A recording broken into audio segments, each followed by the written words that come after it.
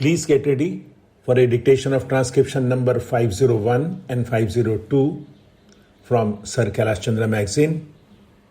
5 seconds.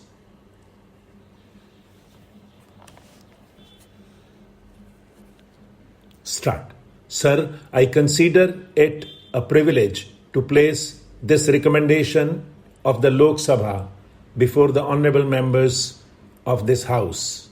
The motion for reference of the Constitution Amendment Bill was adopted almost unanimously by the Lok Sabha. So this recommendation has the backing of more than 97% of the members of the Lok Sabha. The motion for reference of this bill, which is of more than ordinary importance, was made by the Prime Minister himself. He dealt with this subject in his own lucid and inimitable way in his opening and concluding speeches. I do not think it is necessary for me to go into matters of detail. Here, even ordinarily, at this stage, we would be concerned only with the broad principles of the bill. It has already been discussed at great length in the other house. I only hope that it will be viewed in a similar spirit of understanding and sympathy by the honorable members of the Rajya Sabha. They are perhaps reputed for greater sobriety and wisdom. Sir, I fully realize that the amendment of the Constitution stands entirely on a different footing from any alteration of the municipal or domestic laws of administration. Here we are concerned with matters of a basic and vital character, and it is necessary to weigh every proposition dispassionately in an objective manner so that our decisions may be sound.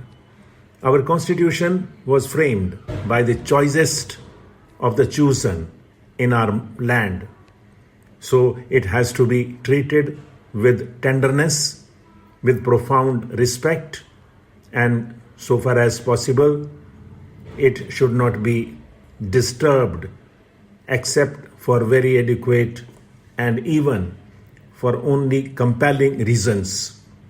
I feel that the amending bill satisfies these tests, and that is why I am making this motion. Our Constitution enshrines the main purpose and objective of our national policy. Our society is to be based on the twin pillars of social and economic justice. The preamble embodies the main objective for which the Parliament is designed and intended to function. It has, besides the preamble, the directive principles which, in a way, chalk out the road which will lead to the goal which has been defined in the Constitution. Still, in greater detail, we have also certain fundamental rights which are equally entitled to every consideration and regard. Besides, the Constitution provides for an independent judiciary and the Supreme Court. The function of the Parliament is the most important. It has an unlimited scope, and it can, if it so chooses, and if circumstances so require, make far-reaching changes in the Constitution.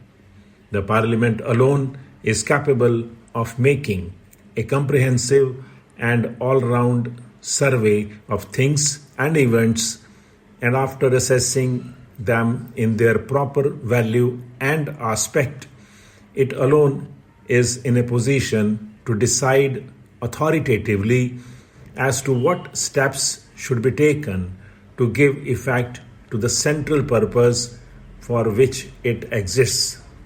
The events of the last few years, including the decisions taken by the Parliament, by the legislatures in other places, and those by the Supreme Court, have made it imperative that a bill of this type should be placed before the Parliament.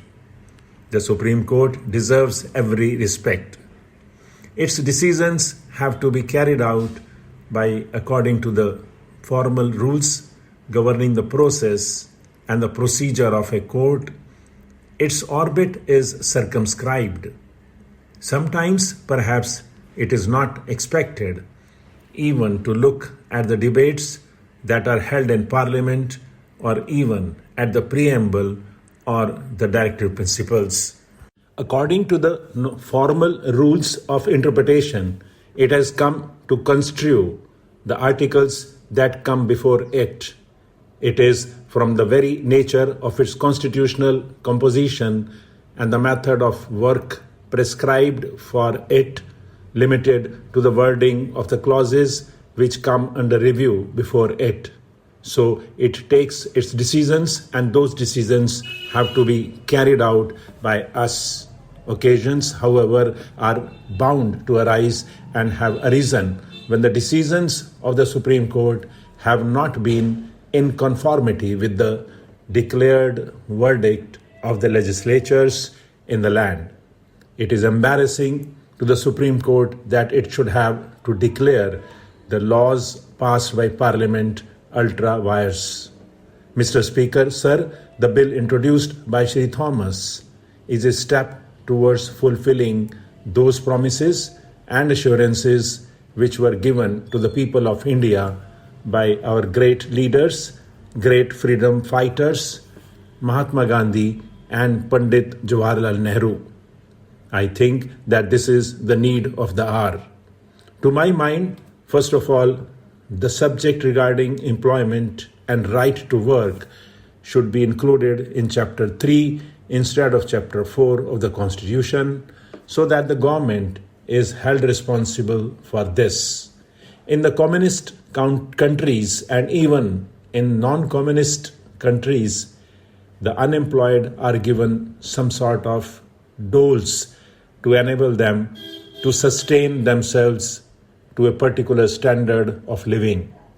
Apart from all communist countries, social security system prevails in Britain, Canada, and America, where the unemployed are helped at the time of unemployment.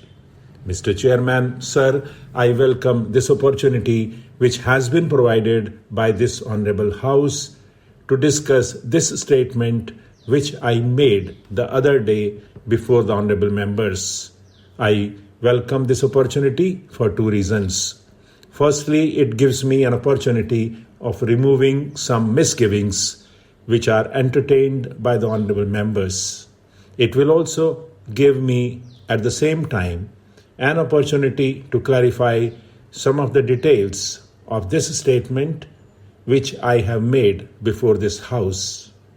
Before doing that, I would like to make a few observations, and these are that some of the Honorable Members have expressed views that so far as the matter of food is concerned, it has to be treated as a national problem.